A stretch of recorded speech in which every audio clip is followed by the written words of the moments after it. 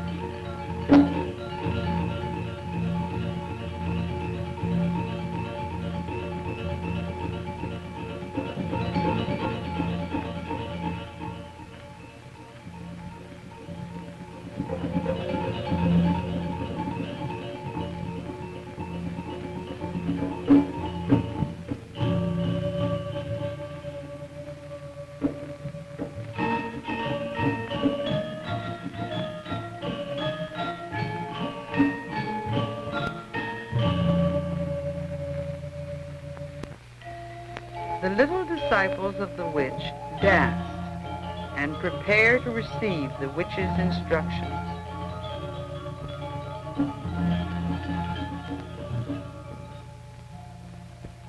This is the witch in her full supernatural paraphernalia: hairy legs, pendulous breasts, long fingernails, but without the mask that will turn her into a supernatural figure.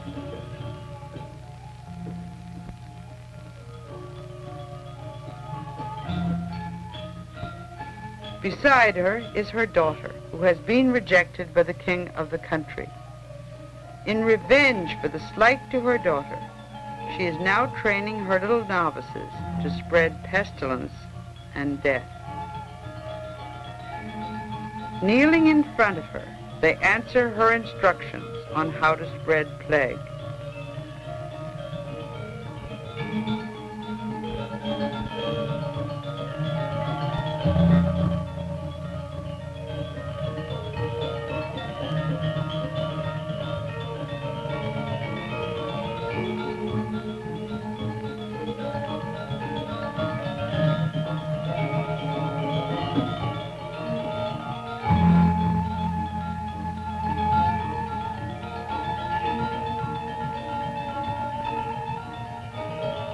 They go off, and the next scene shows a pregnant woman among a group of people who have fled their plague-stricken village to wander the roads. This is a birth scene where the pregnant woman, played by a man, gives birth to a child while witches lurk about to steal the newborn child.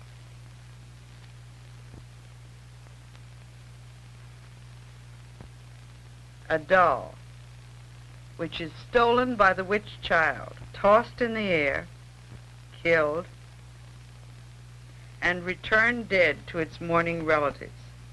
The villagers mourn for the dead child, putting on a theatrical display of grief.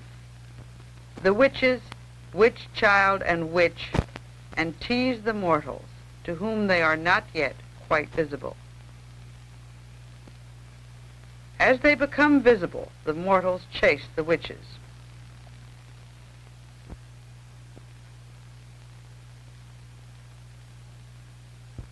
The witch child is caught and held by the hair, a demeaning gesture. In just a minute now you will see the witch, in her supernatural form, at the gate of the temple, attacked by the emissary of the king, who fails to conquer her. She wears over her face a white cloth, the cloth in which a mother carries her baby. And now, coming down the temple steps, the witch dances alone, a figure both frightening and representative of fear itself.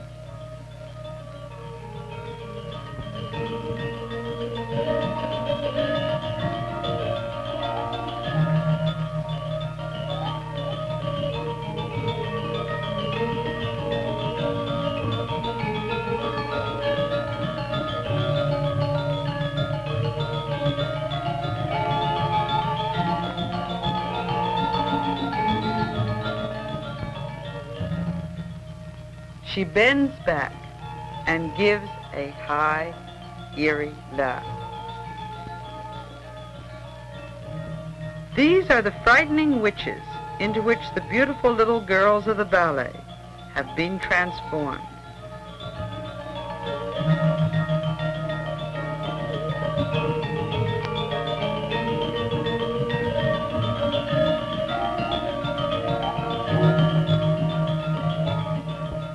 Again the witch dances alone.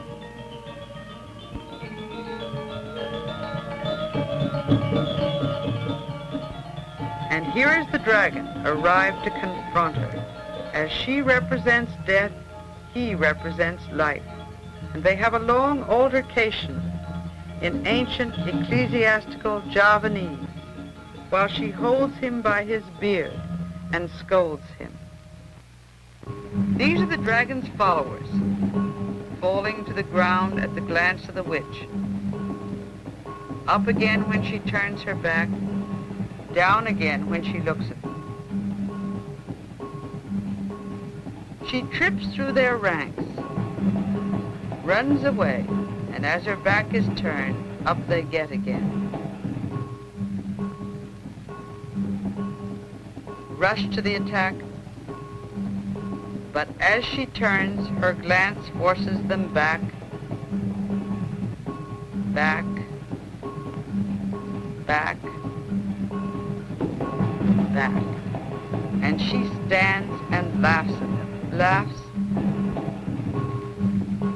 and then turns away, indifferent. This is slow motion. Followers of the dragon advance, their krises raised in the air, ready for the attack.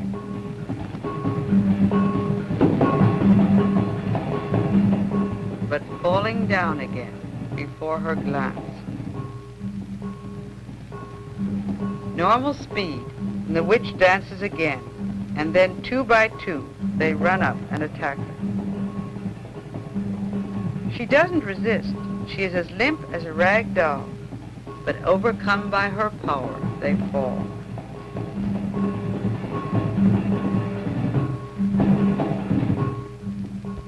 And lie in deep trance on the ground.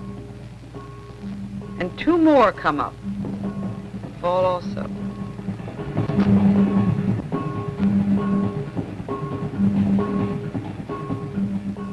Members of the Trance Club come and arrange them on the ground, while another pair attack the witch.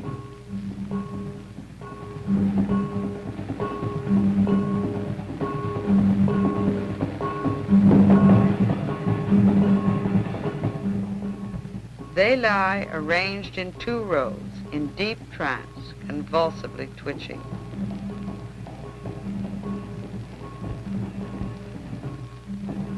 And the dragon comes back to revive them, walking between the rows, followed by his priest, who sprinkles the holy water over them. Revived, they go off stage, not out of trance, but in a somnambulistic state, in which they come back in, dancing. The witch, meanwhile, has fallen into a deep trance and been carried away.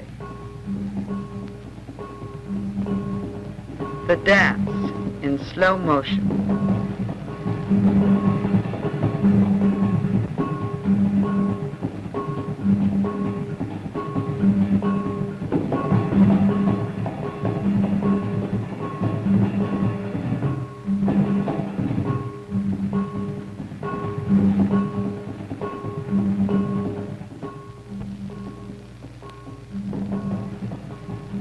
Here come the women, also in a ballet formation.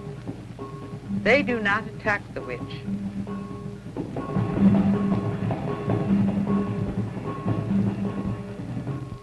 But at a scream given by one of their number, they suddenly go into trance seizures, and with loosened hair, turn the krisses against their breasts,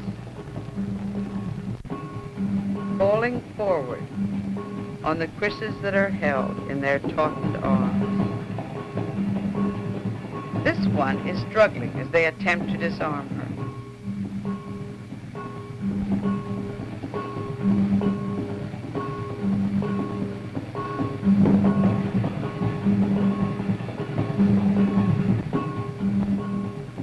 In the background, you see the men, also in trance seizures. And here in slow motion, you see the women.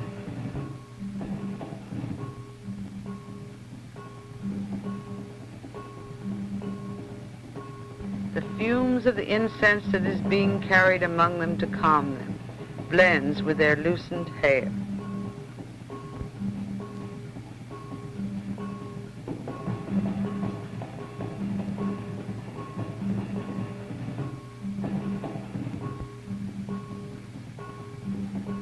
This old woman had said that she would not go into trance, but when the others began to turn their krisses against themselves, she joined them.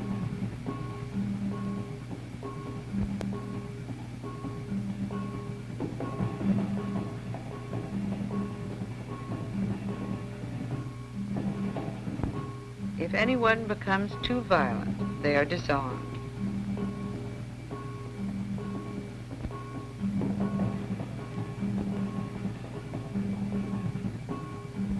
There are frequent periods like this of slow turning and waiting. Then someone gives a violent scream, and they again turn their krisses on themselves. The priest of the dragon moves among them, sprinkling holy water.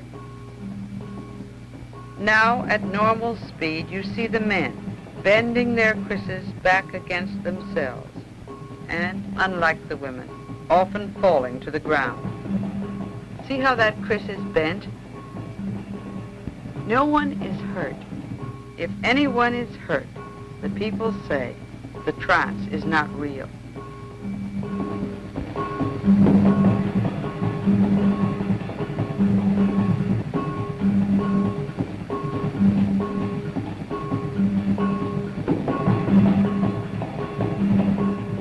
A male trancer is being carried off into the temple in a stiff, cataleptic state. Another one is disarmed. A third puts his head into the dragon's mouth, and the dragon holds him by the hair to calm him.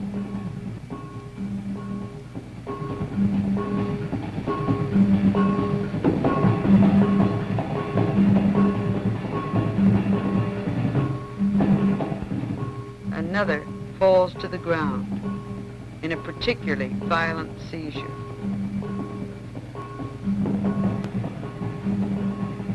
Another trancer is being carried off into the temple court.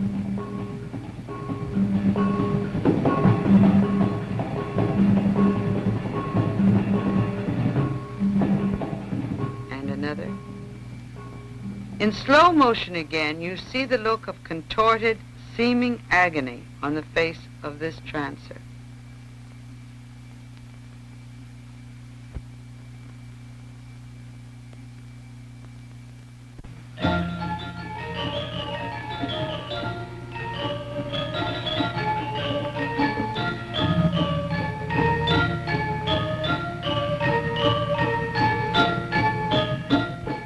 Inside the temple courtyard, the people arrange the trancers in groups to be brought out of trance. Here a group of boy Christ dancers, lying along a wall in deep shadow, are given incense and holy water.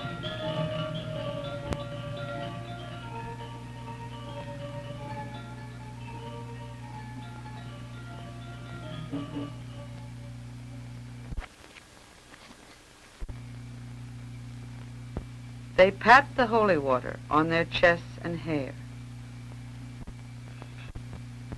This is the old woman who said she wouldn't go into trance today, lying now in deep trance, supported by her husband. And another woman is being brought back to herself by having her hair done up. This one is still in deep trance, and children with anxious faces watch from the background.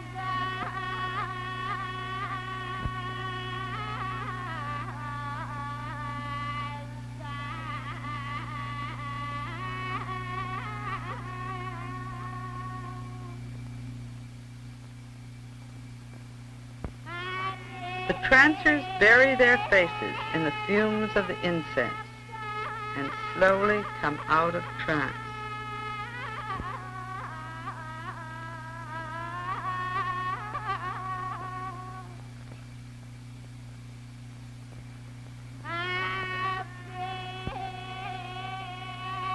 Here is the old woman again, unwilling to come back to herself, remembering her dances.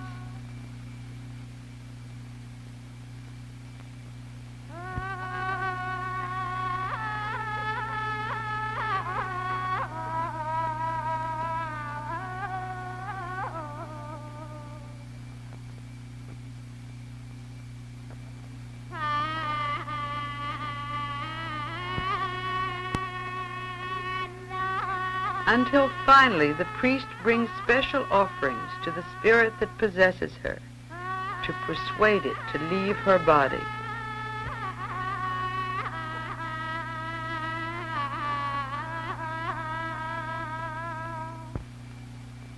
The priest lays his offerings of flowers and rice on the ground.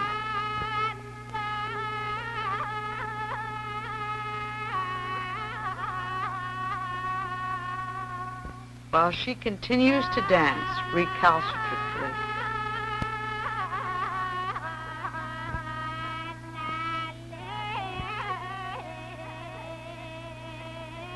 At last, she holds out her hands for the holy water as a sign that she is willing to come out of trance.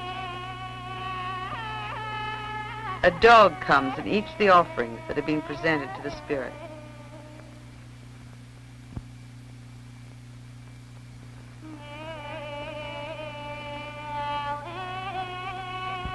The old woman rises, still half dazed, and walks over to where the closing ceremony is to be held. With a dragon mask behind them, the principal actors in the play come for a final ritual offering before the ceremony is ended.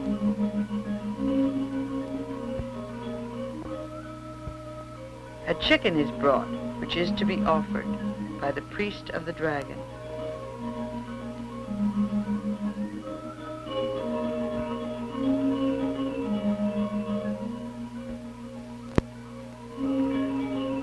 The white-haired old man on his right played the front legs of the dragon.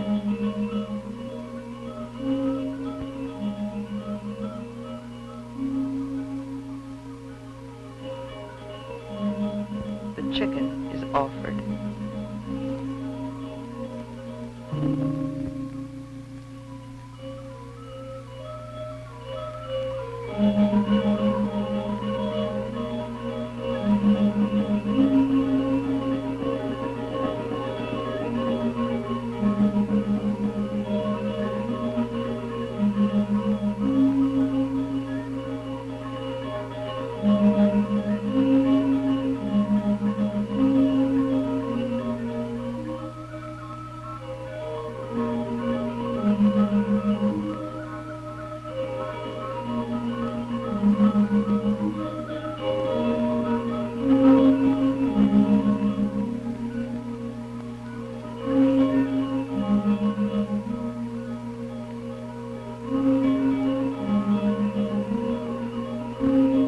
black-haired man is the man who played the witch and who has been lying in a stiff cataleptic trance through the last part of the Christ dance.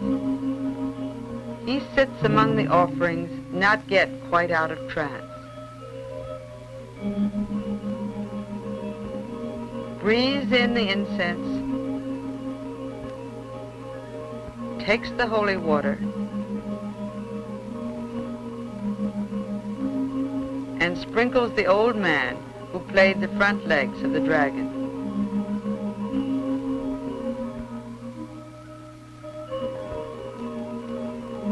The ritual is finished. Here we see an old man just coming out of trance, not yet quite himself.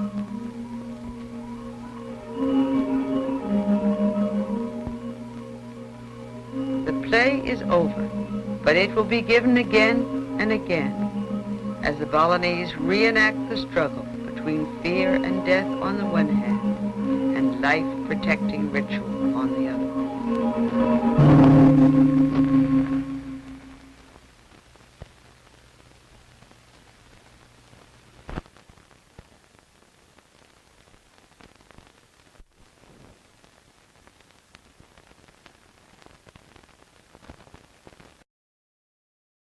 This has been a presentation of the Library of Congress. Visit us at loc.gov.